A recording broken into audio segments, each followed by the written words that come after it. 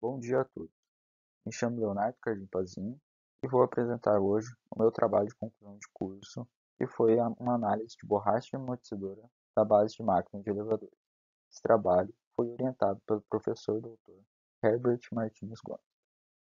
Aqui apresento a ordem de apresentação que será realizada neste trabalho, inicializando com uma breve introdução para a contextualização do tema, a motivação para ter escolhido este assunto, seguido então dos objetivos propostos para esse trabalho, e então com a fundamentação teórica para entendimento de alguns conceitos, e então a metodologia de realização dos experimentos, seguidos dos resultados obtidos e da conclusão que se chegou. Os primeiros elevadores que se tem relato tinham como força motriz a utilização da força animal e também a força humana, em geral para elevar cargas, mas também para elevar, em alguns casos, pessoas. A tecnologia dos elevadores veio se desenvolver a partir do século XIX, quando Elisha Watts apresentou o aparelho de segurança à sociedade. Na época, a maioria dos elevadores eram movidos a máquina de vapor, e somente em 1889 teve-se a produção do primeiro elevador elétrico. Atualmente, a configuração dos elevadores pode ser com casa de máquinas, sem casa de máquinas, com cinta ou com cabo de tração. No caso desse estudo, foi utilizado um equipamento com casa de máquinas e utilizando cabos de aço como sistema de tração. A principal motivação desse trabalho foi atender a necessidade de clientes da filial de São Paulo, que, muito exigentes, solicitaram a comprovação de que o sistema de amortecimento aplicado em um tipo específico de elevador eram eficientes. Caso não fosse comprovado, deveria ser utilizado um outro tipo de amortecimento, muito mais complexo e também muito mais caro. Foi verificado, então, que o consumo desse tipo de amortecimento era bastante significativo dentro da empresa. Então, foi viabilizada essa análise para entender melhor os produtos existentes na empresa. O objetivo, então, deste trabalho foi medir as vibrações atuantes no conjunto base de máquina e avaliar a eficiência do sistema de amortecimento, que é composto por 6 borrachas, como mostradas à direita nesse slide. Essas borrachas são fixadas nos 4 pés de fixação da base de máquinas. Com isso, tinha-se por objetivo explicar que não era necessário fazer a utilização de sistemas mais complexos, como mostrado à esquerda e ao meio neste slide. Segundo Hall, a redução da vibração pode ocorrer de 5 maneiras. Primeiro, com a redução da vibração da fonte, utilizando amortecedores ou com manutenção do equipamento, alterando a transmissibilidade pela frequência natural, aplicando o uso de isolador inercial ou uso de amortecedor dinâmico de vibrações ou também com controle ativo, aplicando atuadores.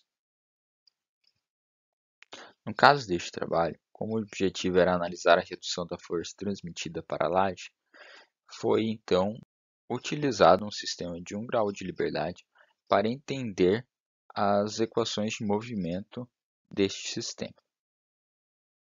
Com isso, simplificando o sistema para 1 grau de liberdade, pôde-se obter a amplitude máxima, desprezando a parte transiente do sistema.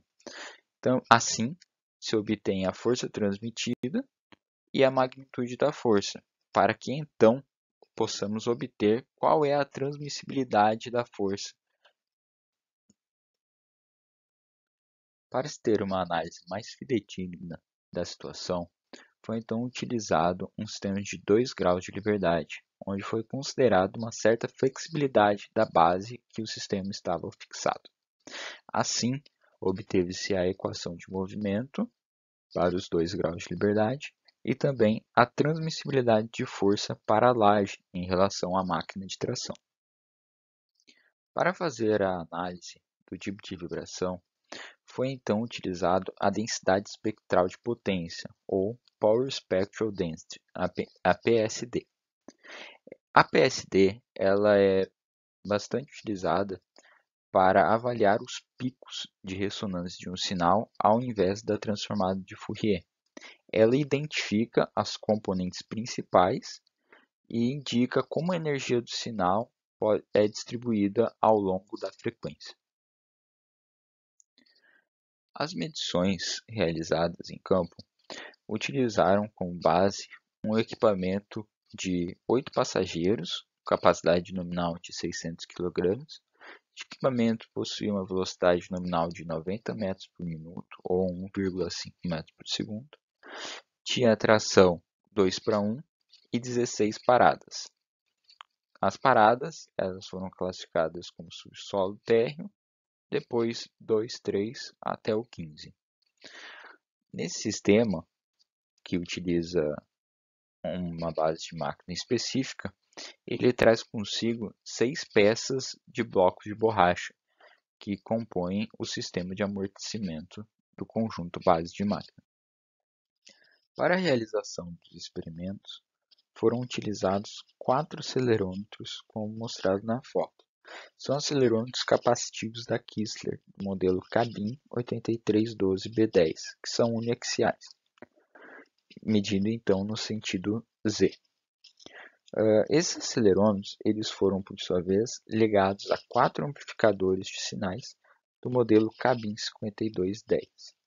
Os amplificadores de sinais foram ligados a uma placa de aquisição do modelo USB 1208FS, que por sua vez, essa placa de aquisição mandava os sinais para um netbook da ASUS, que estava com o MATLAB instalado e então fazia a leitura dos sinais e para posterior processamento.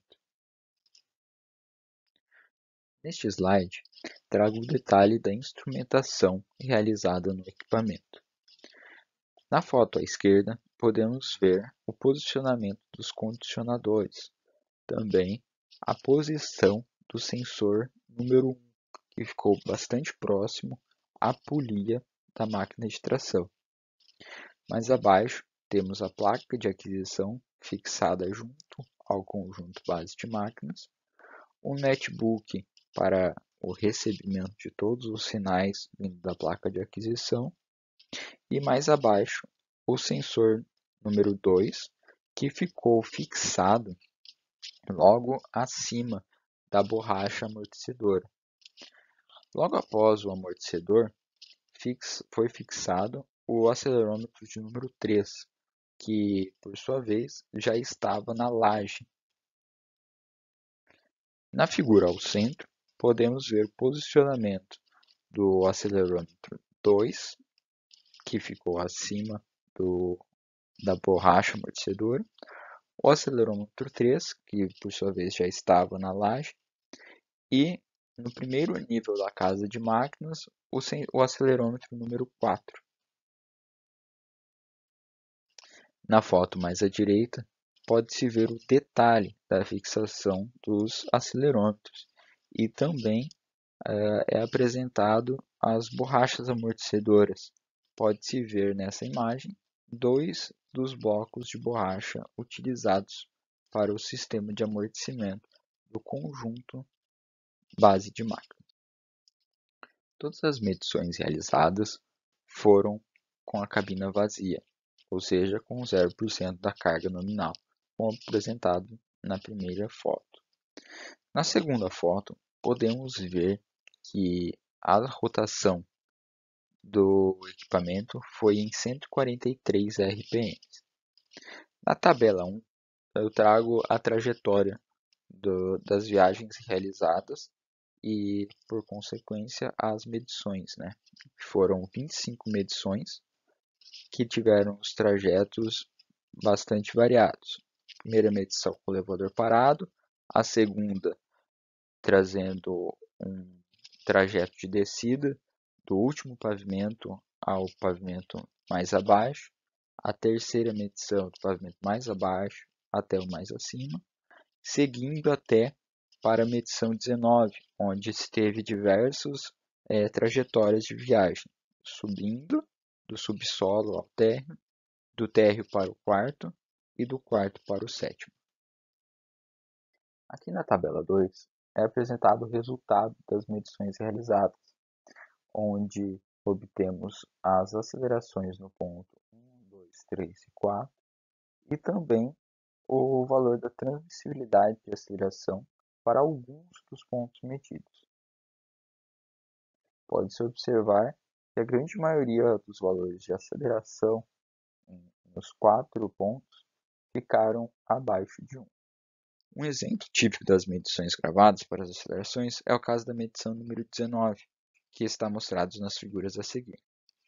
A figura à esquerda é mostrado o sinal de aceleração para cada um dos 4 canais de medição ao longo do tempo, sendo o mais acima o acelerômetro 1, o segundo o 2, 3 e o 4. O primeiro, que foi o acelerômetro fixado próximo à polia da máquina de tração do equipamento. O roteiro de trajeto do elevador nesse caso, foi do subsolo ao térreo, do térreo ao 4 e do 4 ao 7º. Observando então o acelerômetro número 1, podemos ver alguns eventos típicos, como a abertura do freio, onde temos um primeiro pico, a partida do motor, seguido então pela velocidade, o atingimento da velocidade nominal, depois a redução da velocidade, buscando a parada, e em seguida, quando temos um maior pico, que é quando se aciona o freio do motor. Então, o equipamento chega ao térreo e fica por um tempo desligado, seguindo então do térreo ao quarto, passando por momentos semelhantes ao mostrado do subsolo ao térreo. Na figura 10 é mostrada a densidade espectral de potência dos mesmos sinais indicados à esquerda. Fica claro que as frequências são baixas e estão relacionadas basicamente ao movimento do motor, que são da ordem de 143 RPM, e também da vibração da laje de apoio do motor, a vibração pendular e vertical da caixa do elevador. Aqui são mostradas as curvas de transmissibilidade de aceleração entre alguns pontos do sistema que foi medido. Observando entre o ponto 3 e 1, sendo o ponto 3 a laje de apoio abaixo do amortecedor e o ponto 1 ponto mais próximo ao motor, todos os valores apresentaram uma transmissibilidade inferior a 1, indicando assim que a aceleração gerada pelo motor é atenuada após passar pelo amortecedor da base de máquina de apoio.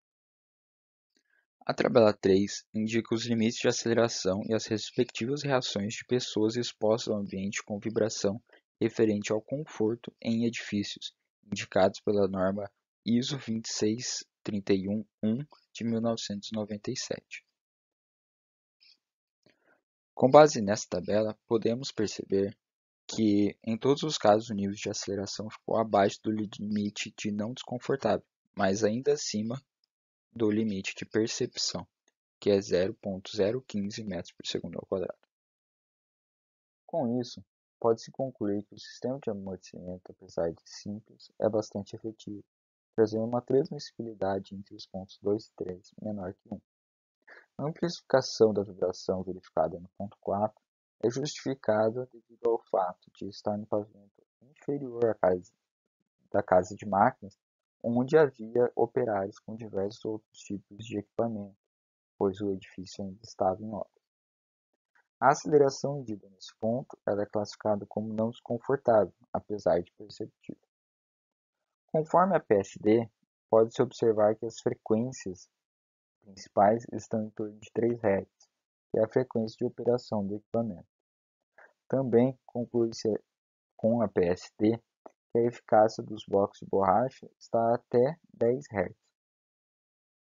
Como proposta de trabalho futuro, sugere-se ampliar o estudo para máquinas com diferentes sistemas de amortecimento, principalmente para máquinas que estão em operação há muito tempo, e em uma eventual modernização, fazer um comparativo entre o sistema de amortecimento antigo para um novo, semelhante ao sistema com 6 blocos de borracha. Agradeço a oportunidade e fico à disposição para a banca.